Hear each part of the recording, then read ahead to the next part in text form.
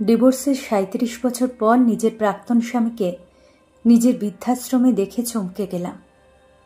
কিছু বুঝতে পারছি না, এত বছর পর মানুষটাকে এভাবে দেখতে হবে, তা একদম অকল্পনীয় ছিল।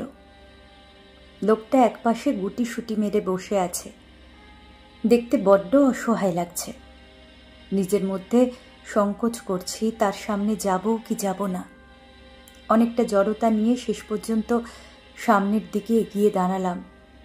সামনে দাঁড়ানোর পর লোকটির কোনো ভাবের পরিবর্তন হলো না। বুঝতে অসুবিধা হলো না যে সামনে থাকা মানুষটি চোখে দেখতে পায় না। ৩৯ বছর আগে পারিবারিকভাবে আমার সাথে বিয়ে হয়েছিল সমীরের। বেশ ভালোই চলছিল আমাদের সংসার জীবন। যৌথ হওয়াতে পুরো পরিবার একসাথে থাকতাম। শান্ত স্বভাবের হওয়াতে সবার সাথে আমার সম্পর্ক খুব ভালোই ছিল। আমাকে সবাই খুব ভালোবাসত। বিয়ের প্রায় ২ বছর অতিক্রম হওয়ার পরও যখন আমাদের সন্তান হচ্ছিল না, তখন আমার শ্বশুরবাড়ির লোকজন আমাকে বিভিন্ন চাপ দিতে লাগলো। অবশেষে রিপোর্ট থেকে জানতে পারলাম আমি কখনো মা হতে পারবো না। এরপর শুরু হয় শ্বশুরবাড়ি বিভিন্ন মানসিক যন্ত্রণা। তবুও নিশ্চুপ ছিলাম, কারণ আমার পাশে আমার ভালোবাসার মানুষ সমীর ছিল। কিন্তু সুখ নামক বস্তু হয়তো সবসময় সয় না।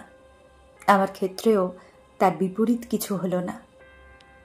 পরিবারের চাপে সমীরও আমার থেকে দূরত্ব বাড়ানো শুরু করে দিল। তবুও নিজেকে মানাতাম যে মানুষটি মনের কষ্টে হয়তো এমন করছে। শ্বশুরবাড়িতে থাকাটা যখন অনেকটা যন্ত্রণাদায়ক হয়ে গেল, তখন ঠিক করলাম কিছুদিন বাপের বাড়িতে উঠব। এতে হয়তো পরিবেশ কিছুটা শান্ত হবে। যেদিন রাতে সমীরকে বাপের বাড়ির কথা জানালাম, সেদিন রাতে তার কোনো উত্তর পেলাম না। কিন্তু আগেরকার সময়ে বাপের বাড়ির যাওয়ার কথা বললেই তার মুখটা কালো হয়ে যেত। এবারে তার মধ্যে তেমন কোনো পরিবর্তন দেখতে পেলাম না। বাপের বাড়ি যাওয়ার প্রায় ৩ দিন বাদে একটা কুরিয়ার এলো, যাতে লেখা আছে সমীরের বিয়ের কথা আর আমার ডিভোর্স পেপার। চিঠি আর ডিভোর্স পেপারটা হাতে নিয়েই আমার পুরো মাথা ফাঁকা হয়ে গেল। বুঝতে বাকি রইল না পুরো বিষয়টা। বহুদিন আগে থেকে পরিকল্পিত, শুধু আমার বের হওয়ার অপেক্ষায় ছিল। যার জন্য এত কষ্ট আর অপমান সয়েছিলাম, সেই যখন পাশ কেটে চলে গেল, তখন নিজেকে পুরো একা মনে হলো।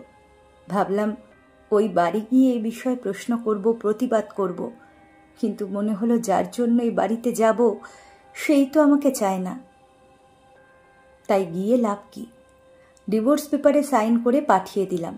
ডিভোর্স পেপার পাঠানোর পর তার সাথে আর কখনো দেখা হয়নি বা যোগাযোগ হয়নি, কারণ আমি নিজেই সবটা বন্ধ করে দিয়েছিলাম।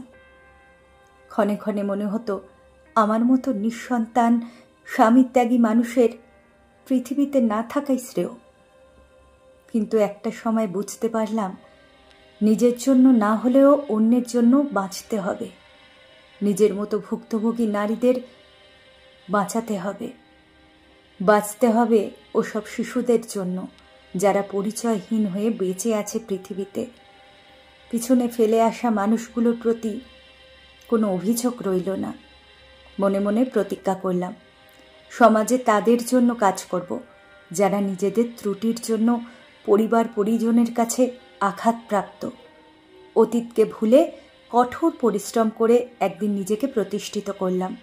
স্থাপিত করলাম অনাথালয়, বৃদ্ধাশ্রম, বিধবা নারীদের জন্য বিভিন্ন কাজের ব্যবস্থা করলাম। আমার মতো যে সকল নারী এ সমাজে অবহেলিত, তাদের জন্য কিছু করতে পারাটাকে নিজের জন্য অনেক সৌভাগ্যের বলে মনে হলো। অসুস্থ আর অস্বাভাবিক লাগছে সমীরকে। আমি না হয় তার আপন ছিলাম না, তাই আমাকে ছাড়তে একবারও তার হৃদয় কাঁপেনি। তাহলে যারা তার আপন ছিল, তারা কেন তাকে এভাবে রেখে গেল? একজন কর্মচারীকে জিজ্ঞাসা করলাম, ওনাকে এখানে কে এনেছে? উত্তরে সে জানায়, সন্তানরা সবাই বিদেশে থাকে, কেউ দায়িত্ব নিতে চায় না, তাই আশ্রমে রেখে গিয়েছে। দীর্ঘশ্বাস ফেললাম। আর মনে মনে চিন্তা করলাম, একসময় নিঃসন্তান হওয়ায় সমীর আমাকে ছেড়েছিল, আর আজ সে সন্তানরাই তাকে বৃদ্ধাশ্রমে রেখে গেল। এটাই হয়তো মহান সৃষ্টিকর্তার খেলা। কাউকে ছেড়ে যাবার আগে একবার ভেবে দেখুন। সৃষ্টিকর্তা আমাদেরকে তাই দিয়েছেন যাহা আপনার ও আমার জন্য কল্যাণকর। যা দেননি তার জন্য আফসোস না করে যা দিয়েছে তাই নিয়ে সন্তুষ্ট থেকে এগিয়ে চলুন।